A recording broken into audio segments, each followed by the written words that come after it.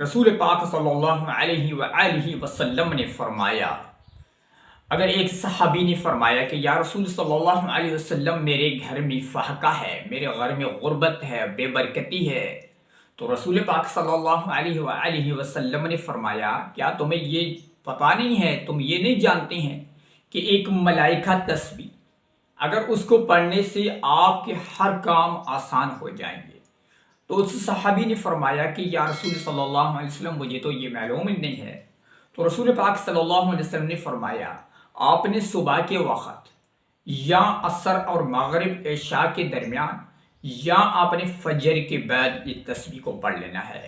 تو اس صحابی نے فرمایا کہ اور 7 دن میں نے اس تسبیح کو پڑھا۔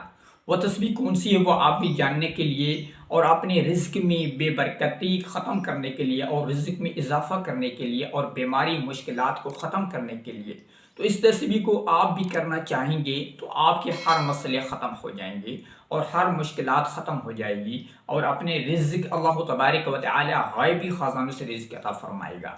تو وہ کون سی آیات ہے اور کیسی پڑھنی ہے؟ تو یہ آیات ہے سبحان اللہ و بحمدہ، سبحان اللہ العظیم، استغفر اللہ ربی من کل ذنب اتوب الیہ۔ تو اس صحابی نے فرمایا کہ میں نے 7 دن پڑھا، صرف میں نے 7 دن پڑھا، 7 دن میں مجھے اتنے رزق ملی، اتنی دنیا ملی، مجھے اس کو یعنی کہ سنبھالنا میرے لیے مشکل ہو گیا۔